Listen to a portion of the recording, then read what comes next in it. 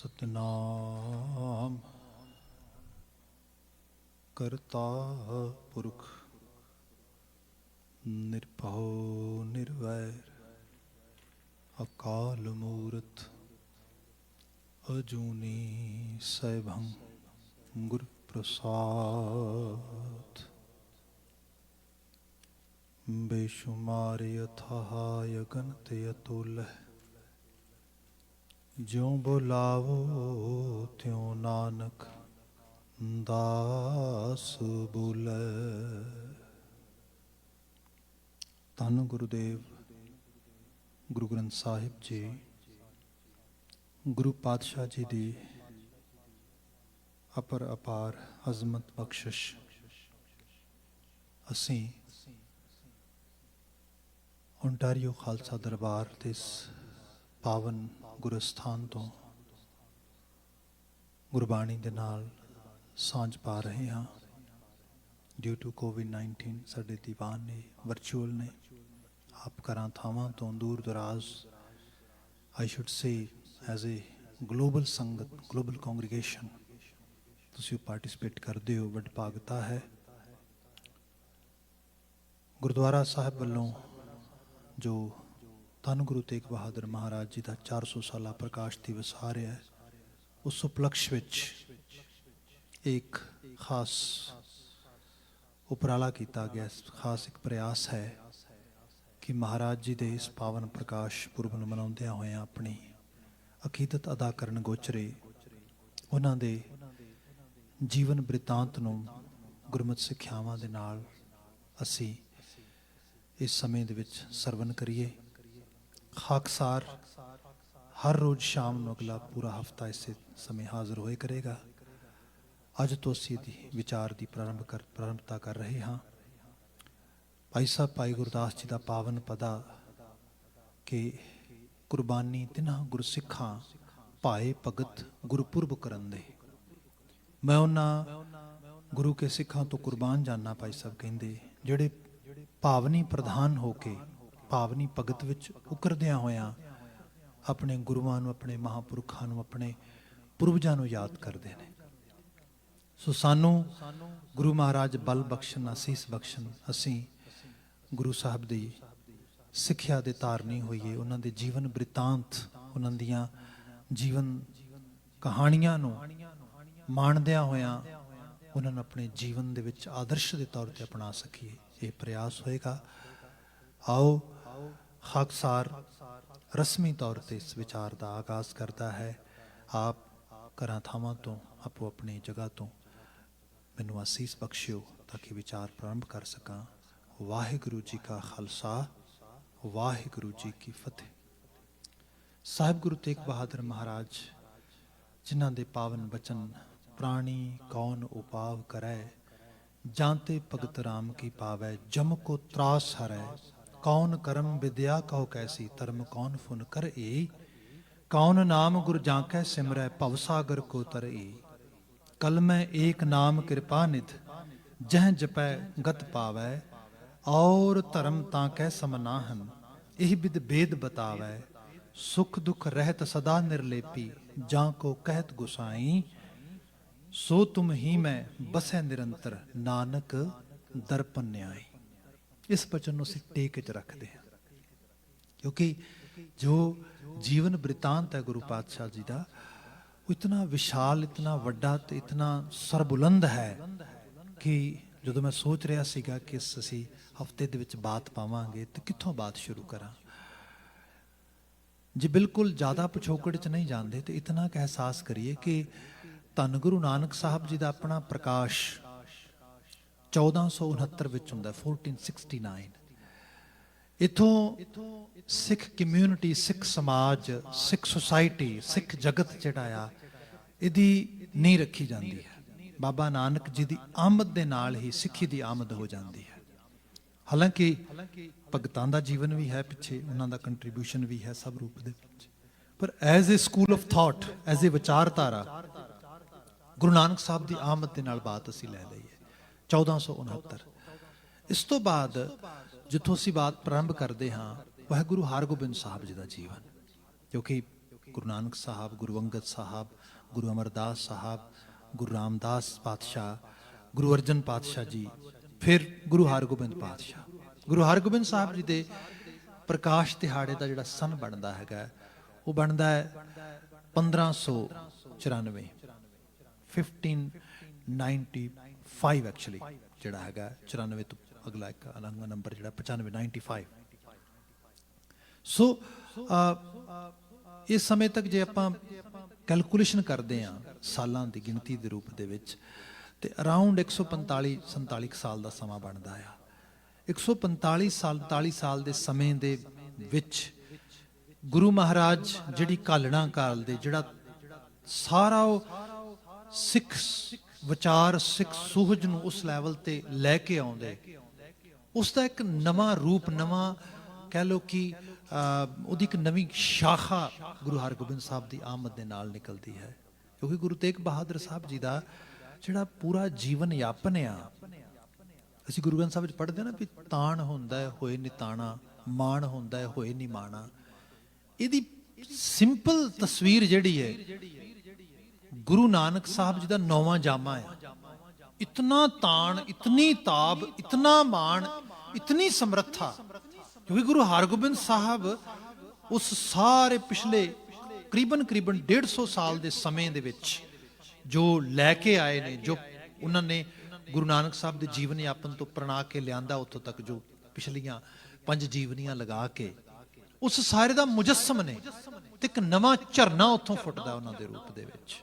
ਗੁਰੂ ਹਰਗੋਬਿੰਦ ਸਾਹਿਬ, ਉਹਨਾਂ ਦਾ ਪ੍ਰਕਾਸ਼ ਜਿਵੇਂ ਮੈਂ ਕਿਹਾ ਕਿ 1595 ਵਿੱਚ ਹੁੰਦਾ ਆ।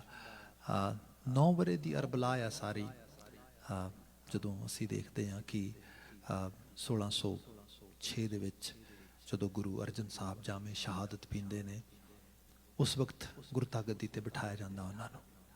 ਜਦੋਂ ਗੁਰਤਾ ਗੱਦੀ ਤੇ ਉਹ ਬੈਠਦੇ ਨੇ, ਉਸ ਸਮੇਂ ਦੇ ਵਿੱਚ ਅਸੀਂ ਦੇਖੀਏ ਕਿ ਉਹਨਾਂ ਕੋਲੇ ਰਿਸਪੌਂਸਿਬਿਲਿਟੀ ਆਉਂਦੀ ਹੈ, ਜਿਹਦੇ ਬਾਬਤ ਸਾਡਾ ਲਿਟਰੇਚਰ ਇਹ ਕਹਿੰਦਾ ਹੈ ਕਿ 2 ਤਲਵਾਰਾਂ ਬੱਧੀਆਂ, ਇੱਕ ਮੀਰ ਦੀ, ਇੱਕ ਪੀਰ ਦੀ, ਇੱਕ ਅਜ਼ਮਤ ਦੀ, ਇੱਕ ਰਾਜ ਦੀ, ਇੱਕ ਰਾਖੀ ਕਰੇ ਵਜ਼ੀਰ ਦੀ। ਮਤਲਬ ਮੀਰੀ ਤੇ ਪੀਰੀ ਦੇ ਸੁਮੇਲ ਦੇ ਰੂਪ ਦੇ ਵਿੱਚ ਗੁਰੂ ਹਰਗੋਬਿੰਦ ਸਾਹਿਬ ਜੀ ਦਾ ਜਿਹੜਾ ਜੀਵਨ ਆ ਉਹ ਸਿੱਧੇ ਤੌਰ ਤੇ ਗੁਰੂ ਤੇਗ ਬਹਾਦਰ ਸਾਹਿਬ ਦੇ ਜਾਮੇ ਵਿੱਚੋਂ ਜਾਂ ਉਹਨਾਂ ਦੇ ਜੀਵਨ ਵਿੱਚੋਂ ਵੀ ਰਿਫਲੈਕਟ ਕਰਦਾ। ਮੈਂ ਇਹਨਾਂ ਦੋਨਾਂ ਨੂੰ ਕੋਰਿਲੇਸ਼ਨ ਵਿੱਚ ਦੇਖਦਾ ਤੁਹਾਡੇ ਸਾਹਮਣੇ। ਇਹਦਾ ਕਾਰਨ ਇਹ ਵੀ ਹੈ, ਸਿੱਧੇ ਤੌਰ ਤੇ ਸਟੋਰੀ ਟੈਲਿੰਗ ਦੇ ਵਿੱਚ ਗੁਰੂ ਸਾਹਿਬ ਦੀ ਜੀਵਨੀ ਸੁਣਾਈ ਜਾ ਸਕਦੀ ਹੈ, ਬਟ ਜਦੋਂ ਅੱਜ ਦੇ ਅਸੀਂ ਸਮੇਂ 'ਚ ਵਿਚਰ ਰਹੇ ਹਾਂ, we have to understand what are we learning from Guru personalities, what are we learning from Guru period. That is also very important thing. ਜੇ ਦੀ ਅਸੀਂ ਸਿਗਨੀਫਿਕੇਸ਼ਨ ਨਹੀਂ ਸਮਝ ਪਾਵਾਂਗੇ ਉਸ ਰੂਪ ਦੇ ਵਿੱਚ, ਸਾਡੇ ਲਈ ਉਹ ਬਾਤ ਉਸ ਲੈਵਲ ਤੇ ਪਕੜ 'ਚ ਨਾ ਆ ਪਾਏਗੀ। ਹੁਣ ਜਿਹੜੀ ਬਾਤ ਮੈਂ ਕਰ ਰਿਹਾ ਕਿ ਜਦੋਂ ਆਪਾਂ ਦੇਖਦੇ ਹੈਗੇ ਆ ਗੁਰੂ ਹਰਗੋਬਿੰਦ ਸਾਹਿਬ, ਉਹਨਾਂ ਦੇ ਸਮੇਂ ਨੂੰ ਗੁਰੂ ਅਰਜਨ ਸਾਹਿਬ ਪਿਤਾ ਦੇ ਤੌਰ ਤੇ, ਮਾਤਾ ਗੰਗਾ ਜੀ ਮਾਤਾ ਦੇ ਤੌਰ ਤੇ ਰੋਲ ਪਲੇ ਕਰਦੇ ਨੇ, ਤੇ ਗੱਲ ਸ਼ੁਰੂ ਕਰਦੇ ਆ ਉਹਨਾਂ ਦੇ ਰਿਸ਼ਤੇ ਤੋਂ, ਕਿਉਂਕਿ ਗੁਰੂ ਹਰਗੋਬਿੰਦ ਸਾਹਿਬ ਤੇ ਮਾਤਾ ਨਾਨਕੀ ਜੀ, ਕਿਉਂਕਿ ਨਾਨਕੀ 2 ਕਰੈਕਟਰ ਨੇ ਬੀਬੀਆਂ ਦੇ ਰੂਪ ਦੇ ਵਿੱਚ, ਇੱਕ ਬੇਬੇ ਨਾਨਕੀ ਜੀ, ਭੈਣ ਨਾਨਕੀ ਜੀ, ਗੁਰੂ ਨਾਨਕ ਸਾਹਿਬ ਜੀ ਦੇ ਸਿਸਟਰ। ਇਹ ਪਹਿਲਾ ਜਾਮਾ ਆ ਜਿਹਦੀ ਬਾਤ ਹੁਣ ਅਸੀਂ ਪਾਣ ਲੱਗੇ ਆ। ਇਹ 6ਵੇਂ ਜਾਮੇ ਦੀ ਬਾਤ ਹੋ ਰਹੀ ਹੈ। ਇਹਦੇ 'ਚ ਗੁਰੂ ਕੇ ਮਹਿਲ ਨੇ ਅਸਲ ਦੇ ਵਿੱਚ ਮਾਤਾ ਨਾਨਕੀ ਜੀ। ਗੁਰੂ ਹਰਗੋਬਿੰਦ ਸਾਹਿਬ ਜੀ ਦਾ ਜਿਹੜਾ ਵਿਆਹ ਦਾ ਸੰਬੰਧ ਸ਼ੁਰੂ ਹੁੰਦਾ ਆ, ਤੁਸੀਂ ਇਹਨੂੰ ਦੇਖੋ। ਇਹਦੇ 'ਚ ਬਣਦਾ ਹੈ ਕਿ ਦਿੱਲੀ ਦਾ ਇੱਕ ਚੌਧਰੀ ਹੈ ਜੋ ਸਰਕਾਰੀ ਮੁਲਾਜ਼ਮ ਹੈ, ਜੋ ਮੁਲਾਜ਼ਮਤ ਦਾ ਮਤਲਬ ਕੋਈ ਸਰਕਾਰੀ ਅਹੁਦੇਦਾਰੀ ਦੇ ਵਿੱਚ ਹੈ, ਚੰਦੂ। ਇਹਦੀ ਬੇਟੀ ਦਾ ਰਿਸ਼ਤਾ ਜੋ ਹੈ ਉਹ ਕੁਝ ਵਿਚੋਲਗੀ ਕਰਨ ਵਾਲਾ ਜੋ ਸ਼ਖਸ ਆ ਉਹ ਲੈ ਕੇ ਗੁਰੂ ਅਰਜਨ ਸਾਹਿਬ ਜੀ ਦੇ ਸਾਹਿਬਜ਼ਾਦੇ ਨੂੰ, ਸਪੁੱਤਰ ਨੂੰ, ਗੁਰੂ ਹਰਗੋਬਿੰਦ ਸਾਹਿਬ ਨੂੰ ਆ ਕੇ ਉਹ ਪੇਸ਼ ਕਰਦਾ ਕਿ ਉਹਨਾਂ ਦੇ ਰਿਸ਼ਤੇ ਨੂੰ ਇਸ ਰੂਪ ਵਿੱਚ ਸਵੀਕਾਰਿਆ ਜਾਏ। ਉਹਨਾਂ ਦੇ ਰਿਸ਼ਤੇ ਦੀ ਬਾਤ ਹੁੰਦੀ ਹੈ। ਇੱਥੇ ਵਾਪਰਦਾ ਇਹ ਹੈ ਕਿ ਜਦੋਂ ਰਿਸ਼ਤਾ ਉਹ ਲੈ ਕੇ ਆਉਂਦਾ ਹੈ, ਨਾਲ ਦੀ ਨਾਲ ਸਿੱਖ ਸੰਗਤਾਂ ਜੋ ਦਿੱਲੀ ਦੇ ਵਿੱਚ ਨੇ, ਜਿਨ੍ਹਾਂ ਨੂੰ ਇਹ ਖਾਸ ਕਰਕੇ ਪਤਾ ਲੱਗਦਾ ਕਿ ਜਿਸ ਵਕਤ ਇਹ ਰਿਸ਼ਤੇ ਨੂੰ ਪੁਰੋਹਿਤ ਨੇ ਪੇਸ਼ ਕੀਤਾ ਚੰਦੂ ਦੇ ਸਾਹਮਣੇ, ਤੇ ਚੰਦੂ ਦੀ ਜ਼ਬਾਨ ਤੋਂ ਕੁਝ ਲਫ਼ਜ਼ ਨਿਕਲੇ ਸੀਗੇ। ਉਹ ਲਫ਼ਜ਼ ਇਹ ਸੀਗੇ ਕਿ ਤੁਸੀਂ ਚੁਬਾਰੇ ਦੀ ਇੱਟ ਮੋਰੀ ਨੂੰ ਲਾਏ। ਤਵਾਰੀਖ ਨੂੰ ਪੜ੍ਹਨ ਵਾਲੇ ਲੋਕ ਬੜੀ ਚੰਗੀ ਤਰ੍ਹਾਂ ਵਾਕਿਫੀਅਤ ਰੱਖਦੇ ਨੇ ਇਸ ਗੱਲ ਦੇ ਨਾਲ, ਕਿਉਂਕਿ ਇਹਦਾ ਰੀਜ਼ਨ ਵੀ ਮੈਂ ਤੁਹਾਡੇ ਸਾਹਮਣੇ ਥੋੜ੍ਹੀ ਬਿਆਨ ਕਰਦੇ ਹਾਂ। ਗੁਰੂ ਹਰਗੋਬਿੰਦ ਸਾਹਿਬ ਜੀ ਦੇ 3 ਵਿਵਾਹ ਨੇ। ਇਹ ਮਹਾਨ ਕੋਸ਼ 'ਚੋਂ ਆਪ ਪੜ੍ਹ ਸਕਦੇ ਹੋ, ਕਈ ਹੋਰ ਸੋਰਸਿਸ ਵਿੱਚੋਂ ਪੜ੍ਹੇ ਜਾ ਸਕਦੇ ਨੇ, ਤੇ ਇਹ ਰਿਐਲਿਟੀ ਵੀ ਹੈ। ਜਿਹੜਾ ਗੁਰੂ ਹਰਗੋਬਿੰਦ ਸਾਹਿਬ ਜੀ ਦਾ ਪਹਿਲਾ ਵਿਵਾਹ ਅਸੀਂ ਦੇਖਦੇ ਹੈਗੇ ਆ, ਉਹ ਹੈਗਾ ਆ ਮਾਤਾ ਦਮੋਦਰੀ ਜੀ ਦੇ ਨਾਲ 1604 ਦੇ ਵਿੱਚ। ਦੂਸਰਾ ਵਿਵਾਹ ਬੀਬੀ ਨਾਨਕੀ ਦੇ ਨਾਲ 1613 ਦੇ ਵਿੱਚ। ਤੀਸਰਾ ਮਹਾਦੇਵੀ ਜੀ ਦੇ ਨਾਲ 1615 ਦੇ ਵਿੱਚ। ਸੋ ਇਹ ਜਿਹੜੀ ਹੈ ਇਸ ਤਰੀਕੇ ਨਾਲ ਇਹ ਬਾਤ ਬਣਦੀ ਹੈ। ਇਹਦੇ ਪਿੱਛੇ ਜਿਹੜੀ ਪ੍ਰੋਪਰ ਰੀਜ਼ਨਿੰਗ ਹੈ, ਕਿਉਂਕਿ ਇੱਥੇ ਮੇਰੇ ਕੋਲ ਇੱਕ ਵਾਰ ਬੱਚਾ ਆਇਆ ਸੀਗਾ, ਉਹ ਬਿਆਨ ਕਰਦਾ ਕਿ ਇੱਥੇ ਕਿਸੇ ਕੈਥੋਲਿਕ ਸਕੂਲ ਦੇ ਵਿੱਚ ਪੜ੍ਹਾਉਂਦਿਆਂ ਹੋਇਆਂ ਵਰਲਡ ਰਿਲੀਜਨ ਦੇ ਉੱਤੇ ਟੀਚਰ ਨੇ ਉਹਨਾਂ ਨੂੰ ਪ੍ਰੈਜੈਂਟੇਸ਼ਨ ਦਿੱਤੀ, ਤੇ ਪ੍ਰੈਜੈਂਟੇਸ਼ਨ ਦੇਣ ਦੇ ਦੌਰਾਨ ਉਸਨੇ ਕਿਹਾ ਕਿ there are few religions which allows multiple marriages, specially to gents. They can have multiple wives. And when he was mentioning this, he also mentioned the Sikh religion also allows. ਹੁਣ ਜਦੋਂ ਇਹ ਗੱਲ ਹੋਈ, ਉੱਥੇ ਕੁਝ ਸਾਡੇ ਬੱਚੇ ਸੀ ਕਿ ਉਹਨਾਂ ਨੇ ਕਾਊਂਟਰ ਕੀਤਾ ਇਸ ਗੱਲ ਨੂੰ। ਉਹਨੇ ਫਿਰ ਆ ਐਗਜ਼ਾਮਪਲਸ ਕੀਤੀਆਂ ਗੁਰੂ ਹਰਗੋਬਿੰਦ ਸਾਹਿਬ ਦੀ, ਗੁਰੂ ਹਰ ਰਾਏ ਸਾਹਿਬ ਦੀ, ਫਿਰ ਬਾਅਦ ਵਿੱਚ ਗੁਰੂ ਗੋਬਿੰਦ ਸਿੰਘ ਸਾਹਿਬ ਜੀ ਦੀ। ਜੇ ਇਸ ਚੀਜ਼ ਨੂੰ ਦੇਖਿਆ ਜਾਏ, ਦੇਖੋ ਹਿਸਟਰੀ ਜਿਹੜੀ ਹੈ, ਤਵਾਰੀਖ ਜਿਹੜੀ ਹੈ, ਮੈਂ ਇਸੇ ਕਰਕੇ ਬਿਆਨ ਕਰਨਾ ਵੀ I'm not a storyteller, actually in reality I'm a history interpreter, you can say. ਮੈਂ ਗੁਰਬਾਣੀ ਦੀ ਵਿਆਖਿਆ ਕਰਦਾ, ਮੈਂ ਗੁਰਬਾਣੀ ਦੀ ਇੰਟਰਪ੍ਰੀਟੇਸ਼ਨ ਲੈ ਕੇ ਆਉਣਾ। ਜੋ ਤਵਾਰੀਖ ਨੂੰ ਪੜ੍ਹਦਾ, ਗੁਰਬਾਣੀ ਨਾਲ ਮੈਚ ਕਰਕੇ ਅਸੀਂ ਦੇਖਦੇ, ਫਿਰ ਪਤਾ ਲੱਗਦਾ ਹੈ ਕਿ ਐਕਚੁਅਲ ਚੀਜ਼ ਨੂੰ ਸਹੀ ਰੂਪ ਵਿੱਚ ਦੇਖਿਆ ਜਾਏ। ਜਦੋਂ ਇਹ ਚੰਦੂ ਦੇ ਘਰ ਤੋਂ ਰਿਸ਼ਤਾ ਸਪੈਸੀਫਿਕਲੀ ਆਉਂਦਾ ਹੈ, ਤੇ ਉਹ ਕਹਿੰਦਾ ਕਿ ਨਹੀਂ ਨਹੀਂ, ਇਹ ਤੇ ਉਸ ਰੂਪ ਵਿੱਚ ਬਾਤ ਨਹੀਂ, ਪਰ ਚਲੋ ਕੋਈ ਗੱਲ ਨਹੀਂ, ਮੈਂ ਫਿਰ ਵੀ ਰਿਸ਼ਤਾ ਭੇਜਦਾ ਆ। ਉਹਨੇ ਪੁਰੋਹਿਤ ਨੂੰ ਇਹ ਕਹਿ ਦਿੱਤੀ ਗੱਲ। ਜਦੋਂ ਇਹ ਗੱਲ ਹੋਈ ਤੇ ਗੁਰੂ ਅਰਜਨ ਸਾਹਿਬ ਦੇ ਕੋਲ ਜਦੋਂ ਰਿਸ਼ਤਾ ਆਇਆ, ਤੇ ਹੁਣ ਗੱਲ ਇਹ ਕਿ ਦਿੱਲੀ ਦੀਆਂ ਸੰਗਤਾਂ ਦਾ ਸੰਦੇਸ਼ ਆ ਗਿਆ ਨਾਲ, ਮਹਾਰਾਜ ਇਸ ਹੰਕਾਰੇ ਦਾ ਰਿਸ਼ਤਾ ਨਹੀਂ ਲੈਣਾ। ਮੈਂ ਇੱਥੇ ਛੋਟੀ ਜਿਹੀ ਬੇਨਤੀ ਵੀ ਕਰਦੇ ਹਾਂ ਕਿ ਅੰਟਿਲ 1606 ਤੱਕ, 16 ਜਿਹੜਾ ਹੈਗਾ 4 ਤੱਕ ਅਸੀਂ ਜੇ ਦੇਖਦੇ ਹੈਗੇ ਆ, ਤੇ ਜੇ 69 ਤੋਂ ਲਗਾਈਏ ਤੇ ਅਰਾਊਂਡ 145 ਸਾਲ ਦਾ ਸਮਾਂ ਜਿਹੜਾ ਬਣਦਾ। 145 ਸਾਲ ਦੀ ਸਟਰਗਲ ਵਿੱਚੋਂ, 145 ਸਾਲ ਦੀ ਮੁਸ਼ੱਕਤ ਵਿੱਚੋਂ ਇੱਕ ਕਮਿਊਨਿਟੀ ਬਿਲਡ ਕੀਤੀ ਗਈ। ਇੱਕ ਛੋਟਾ ਜਿਹਾ ਪਰਿਵਾਰ ਜਿਹਦੇ 'ਚ 4, 5, 10 ਮੈਂਬਰ ਹੋਣ, ਉਹਨਾਂ ਨੂੰ ਚਲਾਉਣਾ ਹਾਰਡ ਹੋ ਜਾਂਦਾ ਹੈ। ਇੱਕ ਸਮਾਜ ਨੂੰ ਚਲਾਉਣਾ ਹੈ, ਤੇ ਸਮਾਜ ਨੂੰ ਚਲਾਉਣਾ ਨਹੀਂ, ਸਮਾਜ ਨੂੰ ਇੱਕ ਸੈਲਫ ਓਪਰੇਟਿੰਗ ਸਿਸਟਮ ਵਿੱਚ ਲੈ ਕੇ ਆਉਣਾ ਹੈ, ਜਿਹਦੇ ਵਿੱਚ ਇੱਕ ਦਿਨ ਗ੍ਰੰਥ ਤੇ ਪੰਥ ਦੀ ਤਾਬੇਦਾਰੀ ਸਥਾਪਿਤ ਹੋਏਗੀ ਗੁਰੂ ਗੋਬਿੰਦ ਸਿੰਘ ਸਾਹਿਬ ਜੀ ਤੋਂ ਬਾਅਦ। ਤੇ ਇਹ ਸਮਾਜ ਸੈਲਫ ਓਪਰੇਟਿੰਗ ਵੇ ਨਾਲ ਚੱਲੇਗਾ, ਜੋ ਅੱਜ ਵੀ ਚੱਲ ਰਿਹਾ ਹੈ।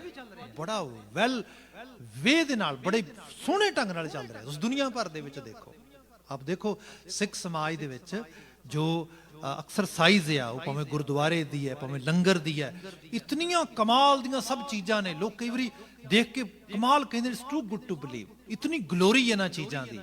ਇਹ ਗੁਰੂ ਸਾਹਿਬ ਬੜੀ ਮੁਸ਼ੱਕਤ, ਬੜੀ ਉਸ ਘਾਲਣਾ ਦੇ ਵਿੱਚੋਂ ਕੱਢ ਕੇ ਲੈ ਕੇ ਆਏ। ਖੈਰ, ਇੱਕ ਕਲੈਕਟਿਵ ਰਿਸਪੌਂਸਿਬਿਲਿਟੀ ਦੀ ਗੱਲ ਵੀ ਆਉਂਦੀ ਹੈ। ਜਦੋਂ ਇੱਥੇ ਬਾਤ ਆਈ ਤੇ ਗੁਰੂ ਅਰਜਨ ਸਾਹਿਬ, ਉਹਨਾਂ ਦੇ ਮੂੰਹ ਤੋਂ ਨਿਕਲਿਆ ਹੋਇਆ ਬਚਨ ਬਿਲਕੁਲ ਗੁਰੂ ਕਾ ਹੁਕਮ ਹੈ, ਯਥਾਰਥ ਹੈ। ਜੋ ਗੁਰੂ ਕਹੇ ਸੋਈ ਭਲ ਮਾਨੋ ਵਾਲੀ ਬਾਤ ਹੈ। ਪਰ ਕਿਉਂਕਿ ਸੰਗਤ ਨੂੰ 21ਵੇਂ ਕੀਤਾ ਜਾ ਰਿਹਾ ਹੈ, ਇਹ ਸਾਰੀ ਬਾਤ ਜਿਹੜੀ ਹੈ ਗੁਰੂ ਤੇਗ ਬਹਾਦਰ ਸਾਹਿਬ ਜੀ ਦੇ ਅਮਲ ਵਿੱਚੋਂ ਵੀ ਤੁਹਾਨੂੰ ਨਜ਼ਰ ਪਏਗੀ। That's why I am trying to discuss over here ਕਿ ਗੁਰੂ ਹਰਗੋਬਿੰਦ ਸਾਹਿਬ ਦੇ ਸਮੇਂ ਦੇ ਵਿੱਚੋਂ, ਫਿਰ ਇਹਦੇ ਨਾਲ ਆਪਾਂ ਕੁਝ ਹੋਰ ਚੀਜ਼ਾਂ ਨਾਲ ਇਹਦੇ ਨਾਲ ਜਿਹੜਾ ਹੈਗਾ ਟੈਲੀ ਕਰਕੇ, ਇਹਦੇ ਨਾਲ ਮੈਚ ਕਰਕੇ ਦੇਖਾਂਗੇ ਗੁਰੂ ਸਾਹਿਬ ਦੀ ਬਾਣੀ ਦੇ ਵਿੱਚੋਂ। ਕਿਉਂਕਿ ਜਿਹੜਾ ਗੁਰੂ ਤੇਗ ਬਹਾਦਰ ਸਾਹਿਬ ਦਾ ਬਚਨ ਮੈਂ ਤੁਹਾਡੇ ਸਾਹਮਣੇ ਕਿਹਾ ਸੀਗਾ ਨਾ ਕਿ ਪ੍ਰਾਣੀ ਕੌਣ ਉਪਾਵ ਕਰੈ, ਜਾਂ ਤੇ ਭਗਤ ਰਾਮ ਕੀ ਪਾਵੈ, ਜਮ ਕੋ ਤਰਾਸ ਹਰੈ। ਇਹ ਸਵਾਲ 400 ਸਾਲ ਪਹਿਲਾਂ, 300 ਸਾਲ ਪਹਿਲਾਂ, 500 ਸਾਲ ਪਹਿਲਾਂ ਵਾਲੇ ਮਨੁੱਖ ਇਕੱਲੇ ਦਾ ਨਹੀਂ ਹੈਗਾ। ਇਹ ਸਵਾਲ ਅੱਜ ਸਾਡਾ ਵੀ ਹੈ। ਪ੍ਰਾਣੀ ਕੌਣ ਉਪਾਵ ਕਰੇ। ਅਸੀਂ ਵੀ ਸਾਰੇ ਕੁਝ ਉਪਾਅ ਲੱਭ ਰਹੇ ਹਾਂ, ਉਪਾਅ ਲੱਭ ਰਹੇ ਹਾਂ ਜਿਹਦੇ ਨਾਲ ਜੀਵਨ ਸੌਖਾ, ਸਖਾਲਾ, ਵਧੀਆ, ਚੰਗੇਰਾ, ਖੁਸ਼ਨੁਮਾ, ਸਭ ਚੰਗਾ ਹੋ ਸਕੇ। ਉਪਾਅ ਲੱਭ ਰਹੇ ਹਾਂ ਜਿਹਦੇ ਨਾਲ ਧਰਮ ਸਮਝ ਆ ਜਾਏ, ਜ਼ਿੰਦਗੀ ਡਿਸਪਲਿਨ ਵਿੱਚ ਆਵੇ। ਉਪਾਅ ਲੱਭ ਰਹੇ ਹਾਂ ਜਿਹਦੇ ਨਾਲ ਸਾਰੇ ਕੰਮ ਸਰ ਹੋ ਜਾਣ। ਪ੍ਰਾਣੀ ਕੌਣ ਉਪਾਵ ਕਰੈ, ਜਾਂ ਤੇ ਭਗਤ ਰਾਮ ਕੀ ਪਾਵੈ। ਐਸੀ ਭਗਤੀ ਆ ਜਾਏ ਜਿਹਦੇ ਨਾਲ ਰੱਬ ਖੁਸ਼ ਹੋ ਜਾਏ। ਜਿੱਤ ਰੱਬ ਖੁਸ਼ ਹੋਏਗਾ ਕੀ ਬਣੇਗਾ? ਹੁਣ ਤੇ ਜੀਵਨ ਦੀ ਕੋਈ ਖਾਮੀ ਕਮੀ ਨਹੀਂ ਰਹਿ ਜਾਏਗੀ। ਜਾਂ ਕਾ ਮੀਤ ਸਾਜਨ ਹੈ ਸਮੀਆਂ, ਤਿਸ ਜਨ ਕੋ ਕਾਂ ਕੀ ਕਮੀਆਂ। ਸੁਖ ਸਾਹਿਬ ਕਹਿੰਦੇ ਪ੍ਰਾਣੀ ਕੌਣ ਉਪਾਵ ਕਰੈ, ਜਾਂ ਤੇ ਭਗਤ ਰਾਮ ਕੀ ਪਾਵੈ। ਜਮ ਕੋ ਤਰਾਸ ਹਰੈ, ਜਮ ਪ੍ਰਤੀਕ ਹੈ ਡਰ ਦਾ, ਮੌਤ ਦਾ, ਸਹਿਮ ਦਾ, ਹਰ ਤਰ੍ਹਾਂ ਦੇ ਖੌਫ ਦਾ। ਗੁਰੂ ਤੇਗ ਬਹਾਦਰ ਸਾਹਿਬ ਦਾ ਜੀਵਨ ਬੇਖੌਫੀਅਤ, ਨਿਡਰਤਾ, ਨਿਰਪੈਤਾ, ਉਹਦਾ ਦਗ ਦਗ ਕਰਦਾ ਸੂਰਜ ਹੈ। ਹੁਣ ਇਹ ਚੀਜ਼ ਜਿਹੜੀ ਇਹਨੂੰ ਦੇਖੀਏ ਕਿ ਇਹ ਸਭ ਚੀਜ਼ਾਂ ਕਿੱਥੋਂ ਆ ਰਹੀਆਂ ਨੇ। ਗੁਰੂ ਹਰਗੋਬਿੰਦ ਸਾਹਿਬ ਅਰਬਲਾ ਤਕਰੀਬਨ ਜਿਹੜੀ ਹੈ ਬਹੁਤ ਛੋਟੀ ਹੈ, 8-9 ਵਰੇ ਦੀ ਸਾਰੀ ਉਮਰ ਆ। ਰਿਸ਼ਤਾ ਆ ਰਿਹਾ ਹੈ ਤੇ ਗੁਰੂ ਅਰਜਨ ਸਾਹਿਬ ਪਿਤਾ ਦੇ ਰੋਲ ਦੇ ਵਿੱਚ ਨੇ। ਦਿੱਲੀ ਤੋਂ ਇੱਕ ਬੜੇ ਵੱਡੇ ਪਰਿਵਾਰ ਤੋਂ ਰਿਸ਼ਤਾ ਆਇਆ ਹੈ। ਇਸ ਰਿਸ਼ਤੇ ਦੇ ਨਾਲ ਸੰਗਤਾਂ ਦੇ ਵੱਲੋਂ ਜਿਵੇਂ ਰਿਸ਼ਤਾ ਆਇਆ, ਇਸ ਤੋਂ ਪਹਿਲਾਂ ਕਿ ਰਿਸ਼ਤਾ ਸਾਰਾ ਉਸ ਰੂਪ ਵਿੱਚ ਗੁਰੂ ਹਰਗੋਬਿੰਦ ਸਾਹਿਬ ਨੂੰ ਸ਼ਗਨ ਪੈਂਦਾ, ਸਭ ਚੀਜ਼ ਹੁੰਦੀ, ਨਾਲ ਹੀ ਸੁਨੇਹਾ ਆ ਗਿਆ ਦਿੱਲੀ ਦੀ ਸੰਗਤ ਦਾ ਕਿ ਮਹਾਰਾਜ ਇਸ ਹੰਕਾਰੀ ਦਾ ਰਿਸ਼ਤਾ ਨਹੀਂ ਲੈਣਾ। ਭਾਈ ਕਿਉਂ ਨਹੀਂ ਲੈਣਾ? ਇਸ ਕਰਕੇ ਨਹੀਂ ਲੈਣਾ, ਇਹਨੇ ਆ ਲਫ਼ਜ਼ ਗਏ ਨੇ, ਇਹਨੇ ਗੁਰੂ ਮਹਾਰਾਜ ਦੀ ਸ਼ਾਨ ਦੇ ਵਿੱਚ ਅਪਸ਼ਬਦ ਕਹੇ ਨੇ। ਇਸਨੇ ਕਿਹਾ ਹੈ ਕਿ ਇਹ ਕੀ ਕੀਤਾ? ਮੋਰੀ ਦੀ ਅਟ ਨਿਵਾਣਤਾ ਦੀ ਬਾਤ ਕੀਤੀ। ਇਸਨੇ ਆਪਣੇ ਆਪ ਨੂੰ ਉਸ ਰੂਪ ਵਿੱਚ ਹੰਕਾਰ ਦੀ ਬਾਤ ਕੀਤੀ ਹੈ। ਗੁਰੂ ਅਰਜਨ ਸਾਹਿਬ ਕਹਿਣ ਲੱਗੇ ਭਾਈ ਸੰਗਤ ਦਾ ਹੁਕਮ ਸਿਰ ਮੱਥੇ। ਹੁਣ ਇਹ ਬਾਤ ਇੱਥੋਂ ਐਕਚੁਅਲੀ ਸ਼ੁਰੂ ਹੁੰਦੀ ਹੈ। ਜਦੋਂ ਇਹ ਬਾਤ ਕਹੀ ਗਈ ਕਿ ਸੰਗਤ ਦਾ ਹੁਕਮ ਸਿਰ ਮੱਥੇ, ਰਿਸ਼ਤਾ ਨਹੀਂ ਲਵਾਂਗਾ। ਹਾਲਾਂਕਿ ਚੰਦੂ ਨੇ ਬਾਅਦ ਚ ਬੜੀ ਐਫਰਟ ਪਾਈ।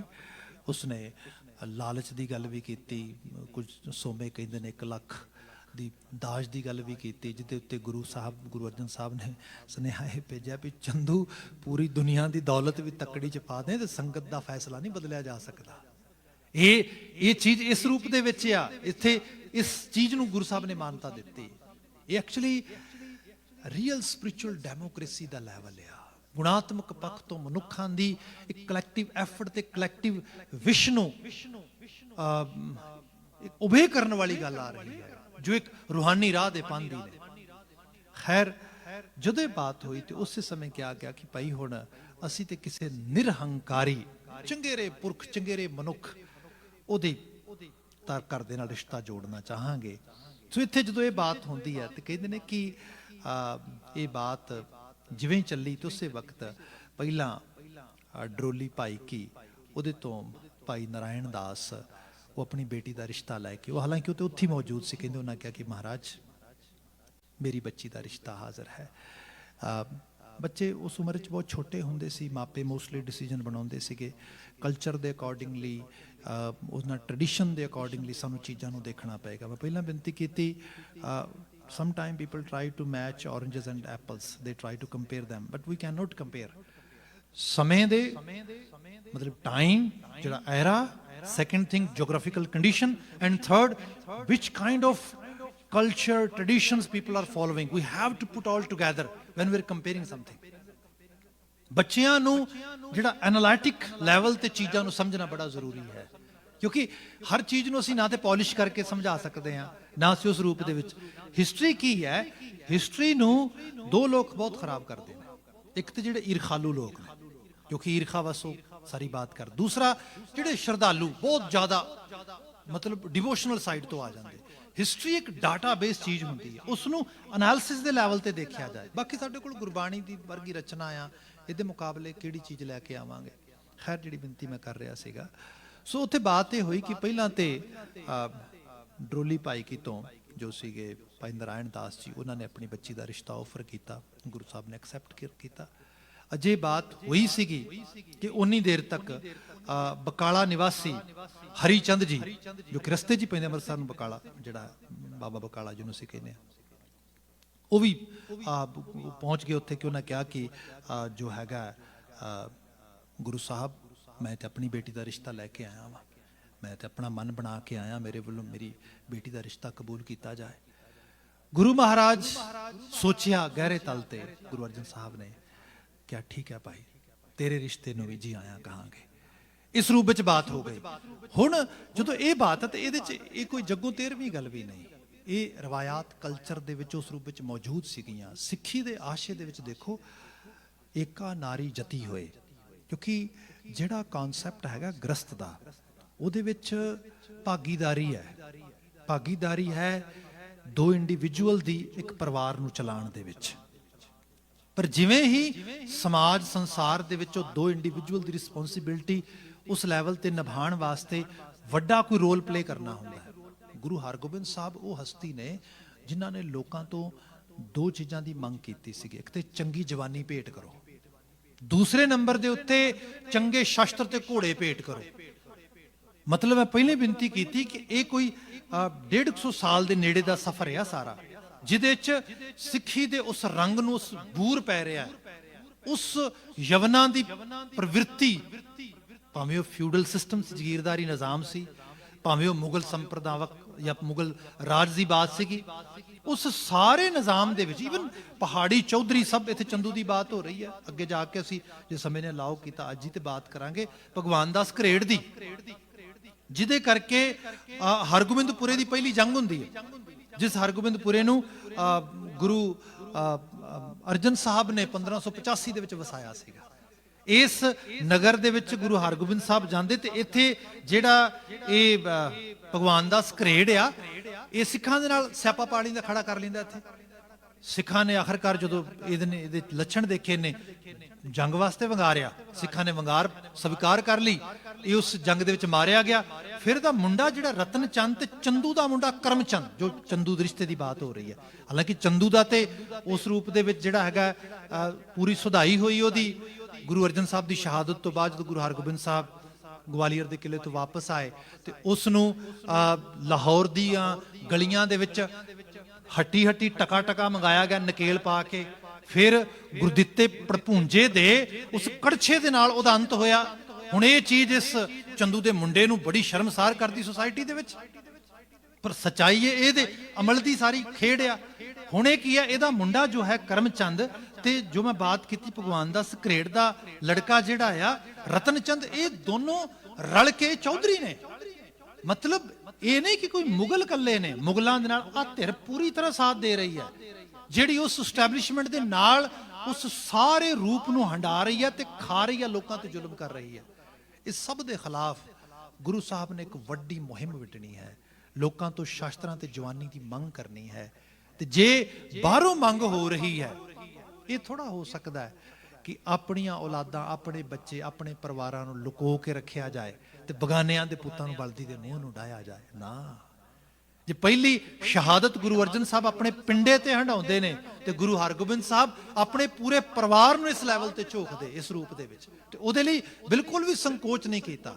ਬਲਕਿ ਤਿੰਨਾਂ ਮਹਿਲਾਂ ਦੇ ਵਿੱਚੋਂ ਗੁਰੂ ਮਹਾਰਾਜ ਦੇ ਘਰ ਅਸੀਂ 5 ਸਾਹਿਬਜ਼ਾਦੇ ਦੇਖਦੇ ਹੈਗੇ ਆ, ਜਿਹਦੀ ਬਾਤ ਮੈਂ ਉਹਦੇ ਵਕਤ 'ਚ ਕਰਾਂਗਾ। ਖੈਰ, ਜਿਹੜੀ ਹੁਣ ਮੈਂ ਬਾਤ ਕਰ ਰਿਹਾ, ਮਹਾਰਾਜ ਜੀ ਦੇ ਗੁਰੂ ਅਰਜਨ ਸਾਹਿਬ ਜੀ ਦੇ ਕੋਲ ਦੂਸਰਾ ਰਿਸ਼ਤਾ ਜੋ ਆਇਆ, ਉਹ ਆਇਆ ਬਕਾਲਾ ਤੋਂ। ਹਰੀਚੰਦ ਜੀ ਆਏ, ਉਹਨਾਂ ਕਿਹਾ ਕਿ ਮੇਰੀ ਬੱਚੀ ਬੀਬੀ ਨਾਨਕੀ ਜੀ, ਇਹਨਾਂ ਦਾ ਰਿਸ਼ਤਾ ਵੀ ਸਵੀਕਾਰਿਆ ਜਾਏ।